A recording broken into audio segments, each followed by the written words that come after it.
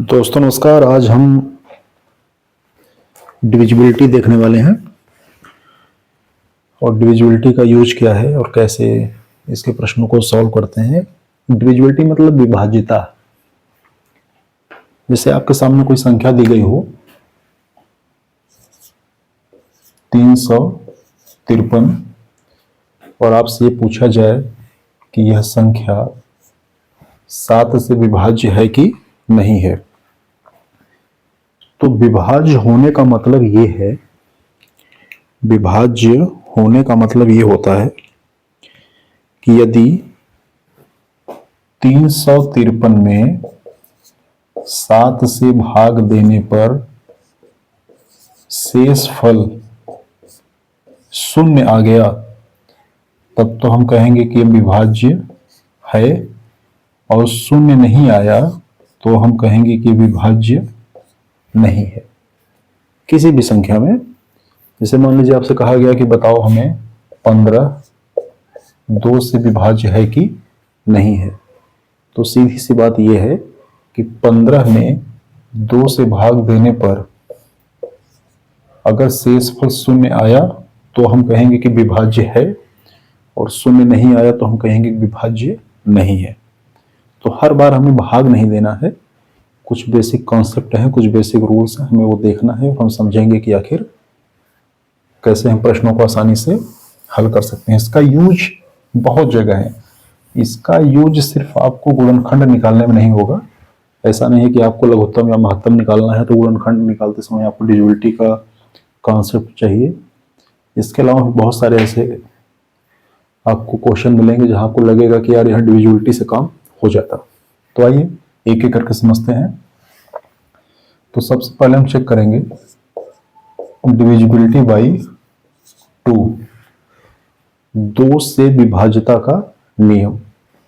इसी के साथ हम देखेंगे डिविजिबिलिटी बाई 4, और इसी के साथ हम देख लेंगे डिविजिबिलिटी बाई 8। हम तीनों एक साथ देखेंगे। तो 2 से विभाज्यता का नियम क्या है? 2 को हम लिख सकते हैं 2 की पावर 1, 4 को हम लिख सकते हैं 2 की पावर 2, और 8 को लिख सकते हैं 2 की पावर 3। क्यों लिखा गया है?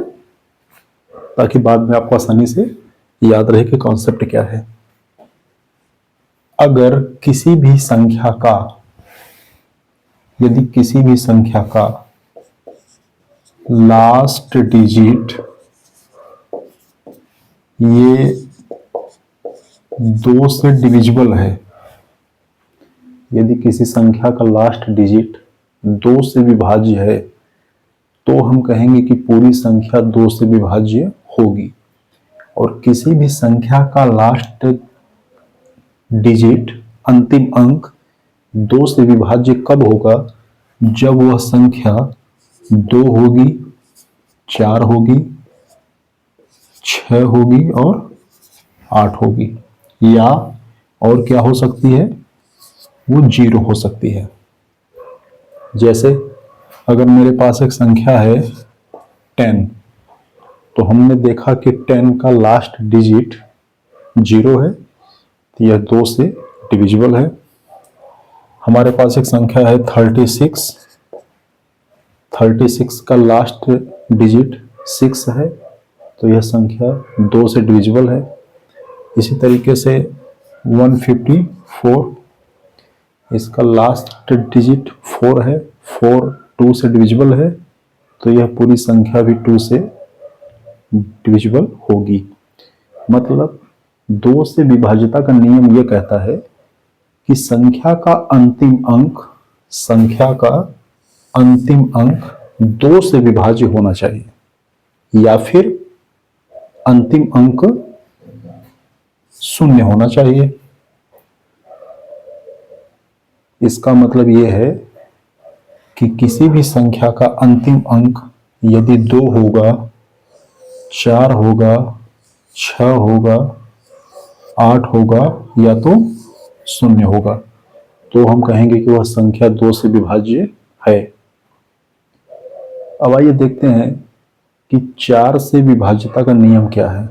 4 से विभाज्यता का नियम यह कहता है कि किसी भी संख्या का लास्ट 2 डिजिट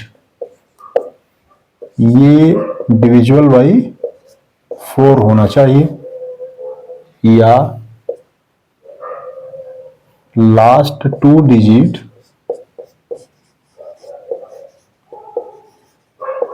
ये 0 होना चाहिए। ठीक है, तो यदि 2 से चेक कर रहे थे तो अंतिम अंक 2 से कटना चाहिए और 1 शून्य होना चाहिए। यदि हम 4 से चेक करेंगे तो अंतिम 2 अंक 4 से कटना चाहिए, या तो 2 शून्य होना चाहिए। बात समझ आ रही है? कैसे?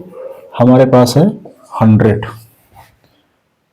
हमसे पूछा जाए कि ये 100 4 से कटेगा कि नहीं कटेगा। ये 100 4 से डिविजिबल है कि नहीं है। तो हम क्या करेंगे, तो हम देखेंगे कि इसका लास्ट 2 डिजिट 00 है, तो हम कहेंगे कि ये 2 से डिविजिबल है। 6012, हमसे ये पूछा जाए कि ये 6012 4 से कटेगा कि नहीं कटेगा, तो हम इसका अंतिम 2 अंक देखेंगे। अंतिम 2 अंक 12 है, तो हम कहेंगे कि यह संख्या 4 से कटेगी। क्यों? क्योंकि ये 12 जो है 4 से कट रहा है। इसी तरीके से 9732 4 से कटेगा कि नहीं कटेगा, तो हमने कहा कि अंतिम 2 अंक इसका जो है वो 32 है, और 32 4 से कट रहा है, तो यह पूरी संख्या 4 से कटेगी। तो आपने ये समझा कि 4 से विभाज्यता का नियम, कोई भी संख्या 4 से कटेगी कि नहीं कटेगी, इसके लिए हम संख्या के अंतिम 2 अंक देखते हैं। यदि अंतिम 2 अंक 4 से कट रहे हैं तो संख्या 4 से कटेगी। यदि अंतिम 2 अंक 00 है तो भी संख्या 4 से कटेगी। इसी तरीके से यदि हमें यह चेक करना हो कि 8 से विभाज्यता का नियम क्या है, तो हम कहते हैं कि लास्ट 3 डिजिट डिविजिबल बाई 8। किसी भी संख्या का अंतिम 3 अंक 8 से कटना चाहिए। यदि किसी संख्या का अंतिम 3 अंक 8 से डिविजिबल है तो हम कहेंगे कि वह संख्या 8 से डिविजिबल होगी, या फिर 000 होना चाहिए। फिर से एक बार अंतर समझ लीजिए।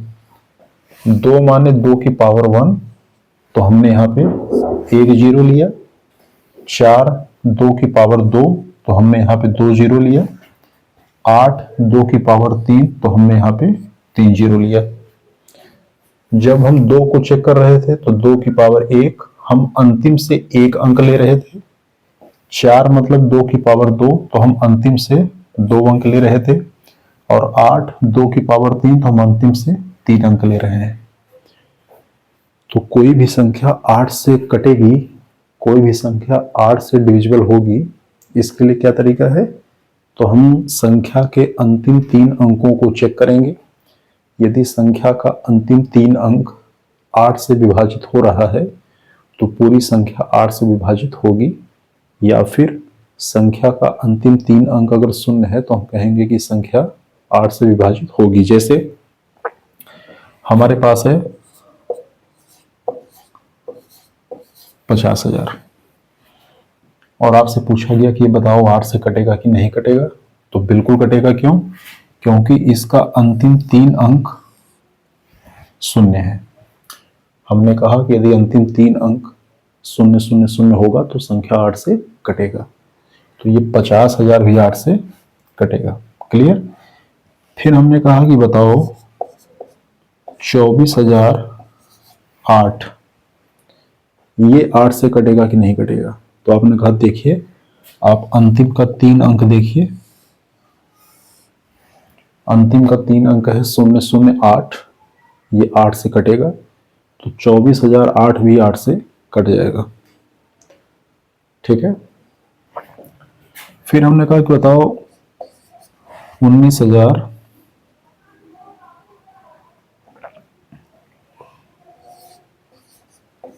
96। 19,096 ये 8 से कटेगा कि नहीं कटेगा? तो आपने कहा कि आप अंतिम का 3 अंक देखिए। अंतिम का 3 अंक है 096। तो 96 8 से कटता है, 12/96। तो ये पूरी संख्या भी 8 से कटेगी। तो मुझे उम्मीद है कि आप इसको समझ गए होंगे। एक बार इसको जो है समराइज करते हैं।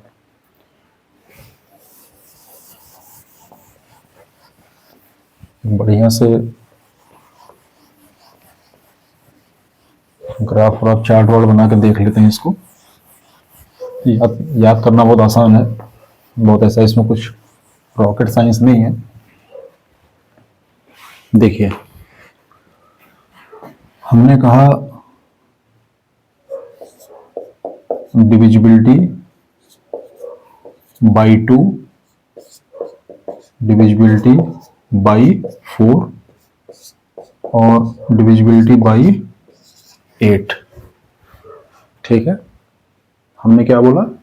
हमने कहा कि अगर डिविजिबिलिटी बाई 2 हमें देखना हो, 2 से विभाज्यता का नियम यदि हमें चेक करना है, तो हम क्या करेंगे? हम लास्ट डिजिट को चेक करेंगे। यदि लास्ट डिजिट 2 से डिवाइड होगा तो हम कहेंगे कि संख्या 2 से डिवाइड होगी। और हम क्या करेंगे? यदि लास्ट डिजिट 0 है तो भी वो संख्या 2 से डिवाइड होगी।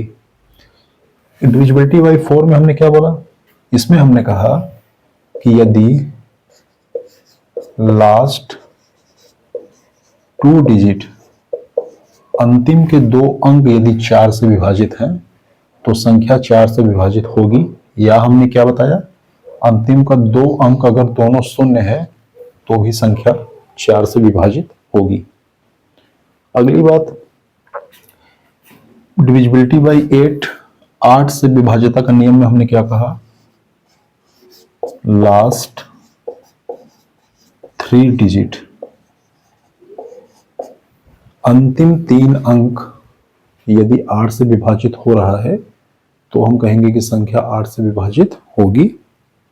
या फिर अंतिम 3 अंक 0 होना चाहिए। तो मुझे उम्मीद है कि आप इसको समझ गए होंगे। एक बार इसको नोट कर लीजिए।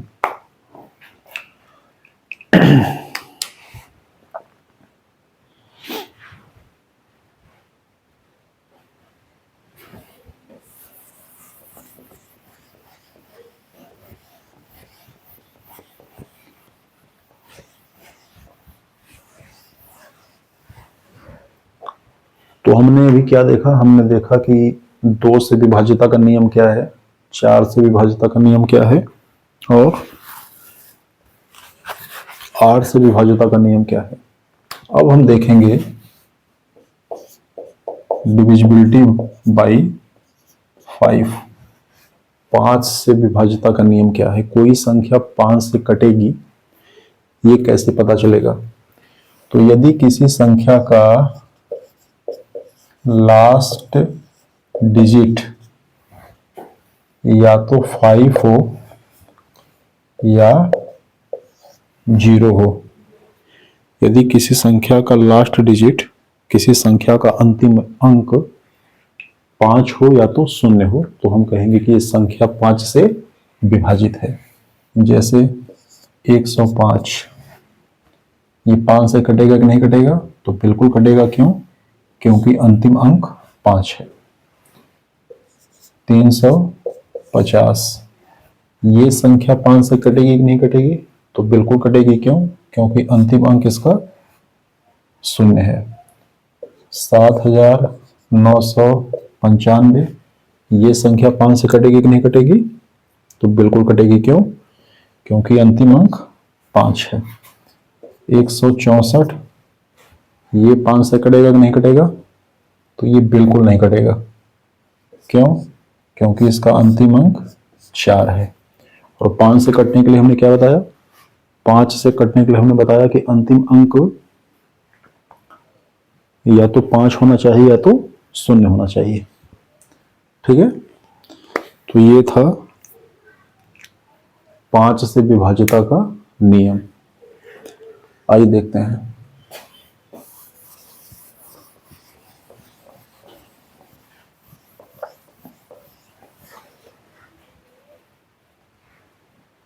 अब देखते हैं हम डिविजिबिलिटी बाई 3 और इधर लिखेंगे डिविजिबिलिटी बाई 9। दोनों कॉन्सेप्ट सेम है, दोनों को एक साथ बताते हैं। डिविजिबिलिटी बाई 3, 3 से विभाज्यता का नियम ये कहता है कि sum of all digit divisible by 3। अगर कोई संख्या दी गई है और संख्या के अंकों का योगफल 3 से विभाजित हो रहा है तो हम कहेंगे कि पूरी संख्या 3 से विभाजित होगी। जैसे 81, हमें ये चेक करना है कि ये 3 से विभाजित होगा कि नहीं होगा, तो हम सबसे पहले इसके अंकों को जोड़ देंगे। 8 प्लस 1 कितना आया? 9। 9 3 से कट रहा है, 3 त्रिका 9, तो ये 81 भी 3 से कटेगा। इसी तरीके से 7215, इसमें क्या करेंगे? ये 3 से कट रहा है कि नहीं कट रहा है, तो हम अंकों को जोड़ेंगे। 7 2 9, 9 1 10 और 10 5 15। 15 3 से कट रहा है, बिल्कुल कटेगा, तो ये 7215 भी 3 से कटेगा। 8432, यह 3 से कटेगा कि नहीं कटेगा, तो देख लेते हैं। 8 4 12, 12 3 15, 15 2 17। इसके अंकों का योगफल 3 से नहीं कट रहा है, तो ये संख्या भी 3 से नहीं कटेगी। फिर से सुन लीजिए, कोई भी संख्या 3 से विभाजित होगी, इसके लिए क्या तरीका है? इसका तरीका यह है कि संख्या के अंकों के योगफल को जोड़ेंगे और 3 से भाग देंगे। अगर अंकों का योगफल 3 से कट जा रहा है तो हम कहेंगे कि संख्या भी 3 से कट जाएगी। ठीक है। अब सेम कॉन्सेप्ट है 9 के लिए। यहां क्या कहता है? Sum of all digit divisible by 9। संख्या के अंकों का योगफल 9 से विभाज्य होना चाहिए। यदि संख्या के अंकों का योगफल 9 से विभाज्य नहीं हुआ तो संख्या भी 9 से विभाज्य नहीं होगी। जैसे 126, ये 9 से कटेगा कि नहीं कटेगा, तो हम चेक करेंगे। 1 2 3 3 और 6 9, तो ये 9 से कट रहा है, चूंकि 9 ही है, तो 126 भी 9 से कटेगा।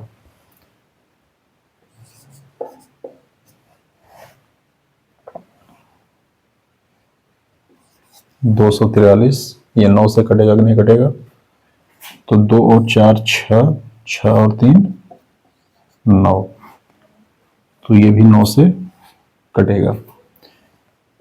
8532, इसको चेक करिए 9 से कटेगा या नहीं कटेगा, तो बड़ा आसान है।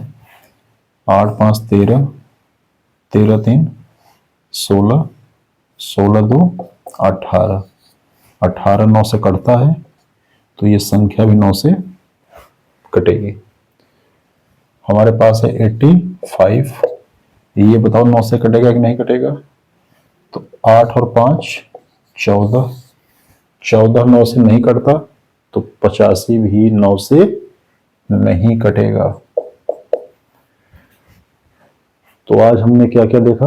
आज हमने देखा कि 2 से विभाज्यता का नियम क्या है, 4 से विभाज्यता का नियम क्या है, 8 से विभाज्यता का नियम क्या है, 5 भी देख लिया, 3 भी देख लिया और 9 भी देख लिया।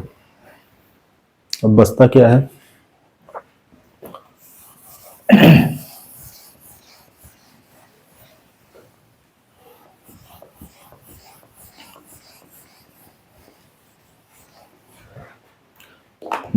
है 2 हो गया है, 3 हो गया, 4 हो गया, 5 हो गया, 6 बचा है, 7 बचा है, 8 हो गया और 9 हो गया। अभी हमको क्या देखना है? अभी हमको 6 देखना है, 7 देखना है, 11, 13, इतना हमें देखना है। तो आज 6 और देख लेते हैं, क्योंकि ये 7, 11 और 13 इस पे बड़े बढ़िया बढ़िया क्वेश्चन आते हैं, तो इनको कल इत्मीनान से देखेंगे। आज 6 वाला देख लेते हैं, डिविजिबिलिटी बाई 6। देखो 6 कैसे बना है? 6 बना है 2 से और 3 से। 6 के जो प्राइम फैक्टर्स हैं वो क्या हैं? 2 और 3 है। तो कोई संख्या यदि 2 से कट रही है और वो संख्या यदि 3 से भी कट रही है, तो हम कहेंगे कि वो संख्या 6 से कटेगी। कैसे? हमारे पास एक संख्या है 18। 18 2 से भी कटेगा, क्योंकि लास्ट डिजिट इसका 8 है, 2 से कटेगा। और 18 3 से भी कटेगा। क्यों? क्योंकि अंकों का योगफल 8 1 9, 9 3 से कट रहा है। तो यदि 18 2 से भी कट रहा है, 18 3 से भी कट रहा है, तो 18 6 से भी कटेगा। बात समझ आ रही है? जैसे एक संख्या हमारे पास दी गई है 95,712। आपको चेक करना है कि यह संख्या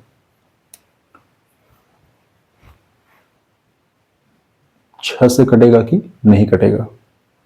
तो सबसे पहले आप चेक करेंगे 2 कि 2 से कट रहा है कि नहीं कट रहा है। इसका मतलब कि लास्ट डिजिट तो इसका 2 है। तो यदि लास्ट डिजिट अंतिम अंक 2 4 6 8 या तो 0 हो, तो हम कहेंगे 2 से कटेगा। तो ये संख्या 2 से तो कट रही है। अब हमें 3 वाला चेक करना पड़ेगा। तो 9 5 14, 14 7 21, 21 1 22 और 22 2 24। 24 3 से कटेगा, बिल्कुल कटेगा। तो ये संख्या भी 3 से कटेगी। तो हमने देखा कि ये संख्या 2 से भी कट गई और ये संख्या 3 से भी कट गई। तो ये संख्या 6 से भी कट जाएगी। मुझे उम्मीद है कि आप इसको समझ गए। लेकिन एक कमाल की बात देखिए, आप पता नहीं आप लोगों का उस पर कितना ध्यान गया है।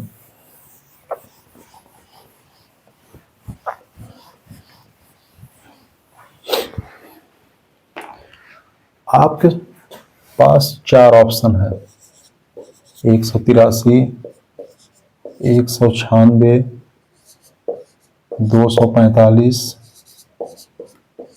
340, एक और लिख लो 216। और आपसे पूछा जाए कि निम्नलिखित में से कौन सी संख्या 6 से कटेगी, तो 6 से कटने के लिए यह अनिवार्य है। क्या अनिवार्य है? 6 से कटने की अनिवार्य शर्त यह है कि अंतिम अंक सम होना चाहिए। सम मतलब 2 होना चाहिए, 4 होना चाहिए, 6 8, या क्या होना चाहिए? 0 होना चाहिए। क्योंकि यदि अंतिम अंक विषम संख्या हो गया, तो विषम संख्या तो 2 से कटेगा ही नहीं। तो जब 2 से ही नहीं कटेगा तो 6 से कहां कटेगा फिर? इसका मतलब कि हमें जब चेक करना है तो हम 183 को चेक ही नहीं करेंगे। क्यों? क्योंकि इसका अंतिम अंक 3 है जो कि विषम संख्या है। हम 245 को चेक नहीं करेंगे। क्यों नहीं करेंगे? क्योंकि अंतिम अंक इसकी 5 है, विषम संख्या है। हम 196 पे चेक करेंगे, 340 पे चेक करेंगे और 216 पे चेक करेंगे। क्यों? क्योंकि 196 का अंतिम अंक 6 है, 2 से कट रहा है। 340 का अंतिम अंक 0 है, 2 से कट रहा है। 216 का अंतिम अंक 6 है, 2 से कट रहा है, लेकिन हमें तो चेक करना था कि 6 से कट रहा है नहीं कट रहा है, तो हमें 3 वाला चेक करना पड़ेगा। तो हम देख रहे हैं कि 9 1 10, 10 6 16, ये 3 से नहीं कटेगा, तो ये 196 भी 6 से नहीं कटेगा। फिर 340 को चेक करेंगे, 4 3 7 और 0 7, ये 3 से नहीं कटेगा, तो 340 भी 6 से नहीं कटेगा।